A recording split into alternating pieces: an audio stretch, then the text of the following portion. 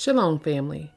We at Discerning Minds are about truth, receiving it, believing it, walking in it, and living by it. The enemy has done a great job of keeping truth from many by mixing it with lies, disguising things to make them look harmless when they are not, deterring, distracting, and or trying to hide it.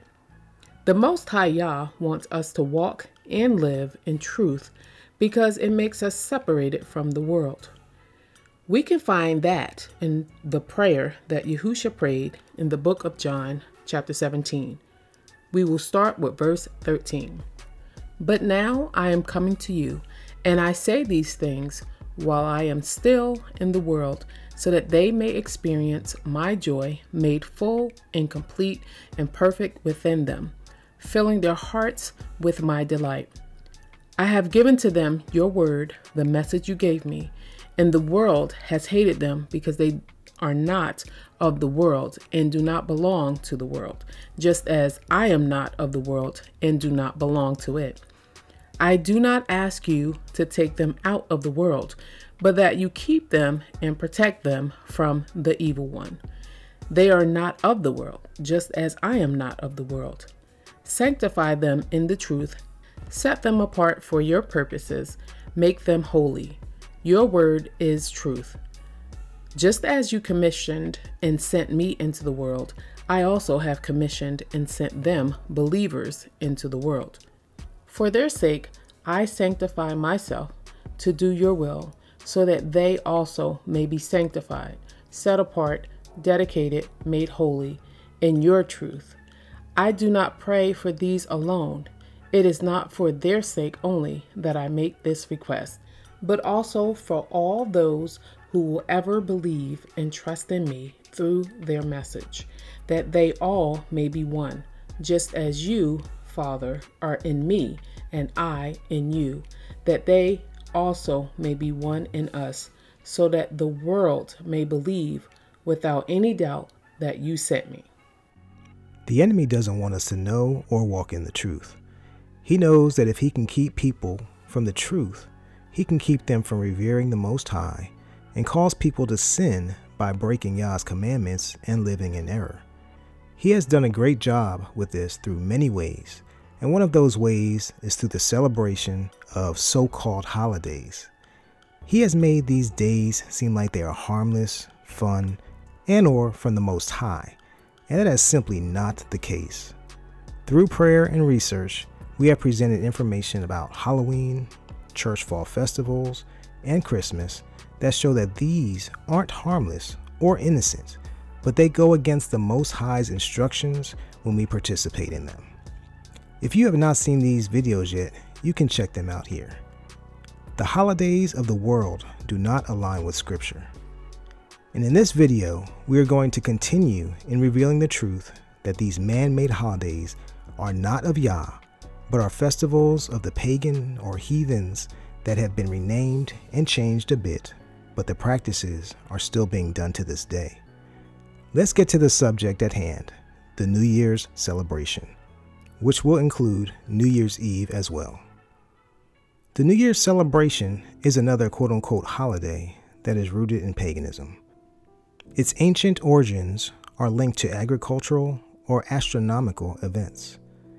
The earliest recorded celebration dates back to ancient Babylon about 4,000 years ago, and it was intertwined with religion and mythology. For the Babylonians of Mesopotamia, late March following the vernal spring equinox was the start of the new year, and it represented the rebirth of the natural world. They marked it with an extensive religious festival that lasted 11 days called Akitu, which is the Sumerian word meaning barley. A different ritual was held on those 11 days. During Akitu, they would parade statues of their gods through the streets, and rituals were enacted to symbolize their victory over what they called the forces of chaos. They believed that through these rituals, the world was symbolically purified and recreated by their gods in preparation for the new year and the return of spring. Akitu was also a time that celebrated the mythical victory of the Babylonian sky god Marduk over the sea goddess Tiamat. So far from the summary of the research we have presented, we can see that this celebration was not something that originated with the Most High. It was something that had its origin in heathenistic worship of multiple gods. What we have noticed is that with these pagan festivals, as the saying goes, all roads lead to Rome, and that is where we will pick up with the continuation of the history of New Year celebrations. The original Roman New Year corresponded with the vernal spring equinox, and their calendar consisted of 10 months and 30 days. In 8th century BC, their calendar was created by Romulus, the legendary founder and first king of Rome. The research on this fact about Romulus is more of a legend. The Roman calendar was based on both lunar and solar cycles. As a result, it was sometimes out of sync with the seasons and was very difficult to use. Actually, the original Roman calendar was more of a lunar calendar than anything else, but it didn't match the seasons, so occasionally an extra month was added. However, the extra month had to be voted on by the Senate, and thanks to political debating, it wasn't always added when it should have been. As a result, by the time Julius Caesar took over, the calendar was out of sync with the year. He decided to solve that with the help of astronomers and mathematicians. He had them devise a calendar based on the Egyptian calendar because he loved that the Egyptians had a calendar system that worked. The result was the Julian calendar, a solar-based calendar to replace the old lunar-based one. In order to realign the Roman calendar with the sun, Julius Caesar had to add 90 extra days to the year 46 BC when he introduced his new Julian calendar. Along with reforming the old calendar, Julius Caesar instituted January 1st as a new year after the creation of the Julian calendar to honor Janus, the Roman god of change and beginnings, whose two faces allowed him to look back into the past and forward into the future. New Year's celebrations were paganistic. As a result, January 1st was removed as the start of the year. December 25th, the so-called birthday of Jesus, was then considered the beginning of the new year.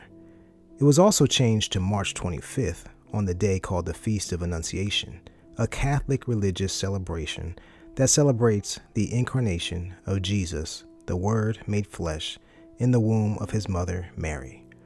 A feast to celebrate when God entered the human world as his son, Jesus, in order to save the world. This is a day celebrated by the Catholics, not a day or feast ordained by the Most High Yah to be celebrated. In 1582, Pope Gregory VIII reestablished January 1st as the new year. The Gregorian calendar was introduced as a modification of and replacement for the Julian calendar. The principal change was to space leap years differently so as to make the average calendar year 365.2425 days long, more closely approximating the 365.2422 day tropical or solar year. The new calendar was not readily adopted. The British did not adopt the reformed calendar until 1752. Before that, the British Empire and the American colonies still celebrated the new year in March. January 1st was given Christian significance by the Catholic Church in the 1500s, and it became known as the Feast of Circumcision, yet another man-made celebration that was not ordained by the Most High. It was considered by them as the 8th day of Jesus' life, counting from December 25th, and following the tradition of circumcision of 8 days after birth. Now we're going to talk about the representation of New Year celebrations. Two known figures of the New Year celebration are Father Time and Baby New Year. Both of these have ties to false gods. Father Time is said to be the personification of time. Seen as an old white-bearded man holding a scythe or sickle and an hourglass or time device. He's also known as Saturn, who ruled over agriculture and time, and the Greek god and titan Kronos. He represents the inevitable passage of time, symbolizing the years gone by. He turns over his duties at the end of the year to Baby New Year. Baby New Year is said to be the personification of the start of the new year. He symbolizes the birth of the new year, rebirth. Tradition dates back to ancient Greece, 600 BC, celebrating the annual rebirth of Dionysus, the god of wine and fertility. Probably the reason why people drink on this day. Greeks had the tradition of parading an infant in baskets to represent the gods. Baby New Year would eventually grow old into Father Time as the months of the year pass.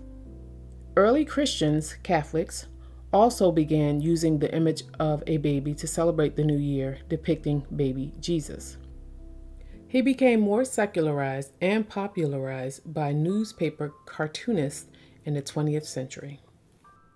Let's look at how this quote-unquote holiday was celebrated and how it is celebrated in our time. How it was celebrated. Sacrifices were made to Janus in hopes of gaining good fortune or luck for the new year.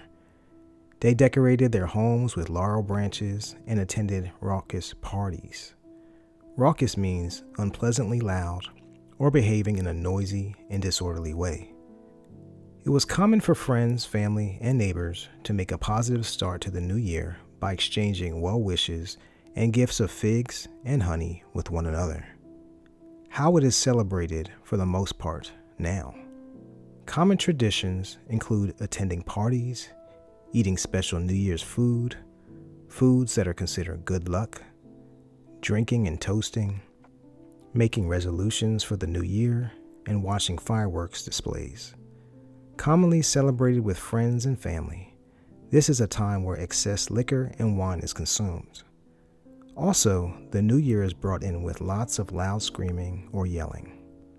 Before we look into some of the common traditions that people do without knowing what is behind it, let's define some words for better understanding. As we see from the origins of this celebration, it is rooted in luck.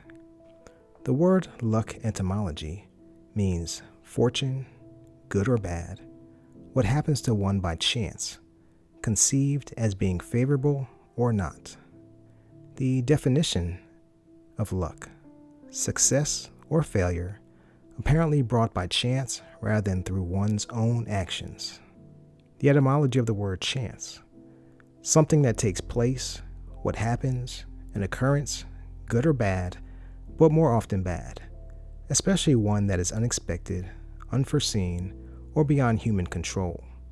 Also, one's luck, lot, or fortune, good or bad. In a positive sense, opportunity, favorable contingency. Also, contingent or unexpected event, something that may or may not come about or be realized. It is from Old French chance, accident, chance, fortune, luck, situation, the falling of dice. Dictionary definition of chance. An event that happens, falls out, or takes place without being contrived, intended, expected, or foreseen. The effect of an unknown cause, or the unusual or unexpected effect of a known cause. Accident, casualty, fortuitous event, as time and chance happen to all. After looking at these definitions, we can see that this is not of the Father. The Most High is an Elohim of purpose, not of chance. Nothing happens accidentally with the Most High. He knows everything without a doubt, and he sees all. Proverbs 19:21. Many plans are in a man's mind, but it is Yahuwah's purpose for him that will stand, be carried out. Psalm 139:4. For there is not a word on my tongue, but see, O Yahuwah, you know it all. Matthew 10:29. Are not 2 little sparrows sold for a copper coin, and yet not one of them falls to the ground apart from your Father's will? Beside the facts that the traditions are things done for luck or chance, Some people do these things not knowing why or for superstitious reasons. Let's look at the etymology of the word superstition. False religious belief or system. Worship of pagan gods. Ignorant fear of the unknown and mysterious. Irrational faith in supernatural powers. Prophecy. Soothsaying. Dread of the supernatural. Excessive fear of the gods. Religious belief based on fear or ignorance and considered incompatible with truth or reason. Definition of superstition from Noah Webster's 1828 dictionary. Excessive exactness or rigor in religious opinions or practice. Extreme and unnecessary scruples in the observance of religious rites not commanded or of points of minor importance. Excess or extravagance in religion.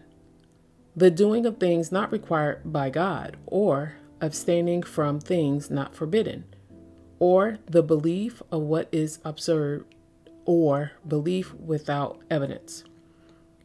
Superstition has reference to God, to religion, or to being superior to man. False religion, false worship. Please pause the video if you would like to read the rest of the definition. Let's talk about things that some people do that are rooted in superstition and luck. Eating good luck foods on New Year's Eve or New Year's Day. Italians and Americans eat legumes, said to look like Roman coins, which symbolize financial prosperity. Many Italians do lentils, and Americans do black-eyed peas. Example, Hoppin' John.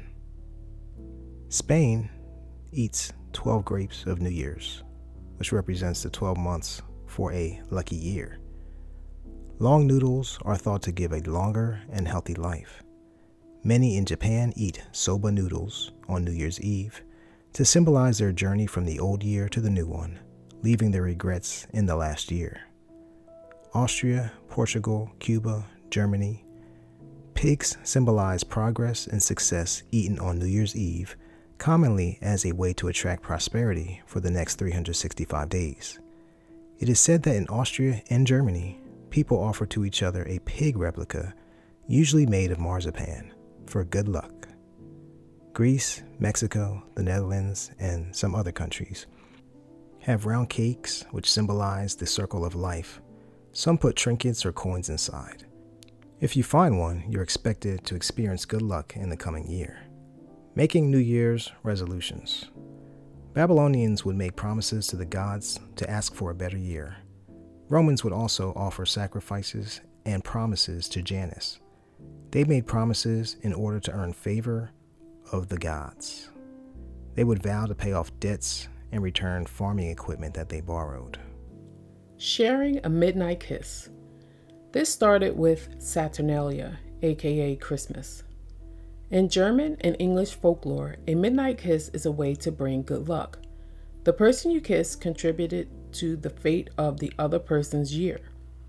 It's also thought that if you kiss someone you love as the clock strikes midnight, those sentiments will continue for the next 12 months. Fireworks. In the 7th century AD, China would use fireworks which were meant to scare off evil spirits. Also known to bring prosperity and good luck. Different designs and colors correspond to various types of luck, including fertility, love, and health. Miscellaneous. Wearing the right color underwear, keeping doors and windows open on New Year's Eve into New Year's Day at midnight, throwing water out of the window to ward off evil spirits and also for renewal. Before we conclude this video, we want to share part of the New Year celebration that isn't spoken of and shows additional wickedness connected to this quote-unquote holiday. The dark side of New Year's celebrations in the United States. For black slaves in the United States, New Year's Day was not a happy one. In fact, it was called Heartbreak Day or Hiring Day.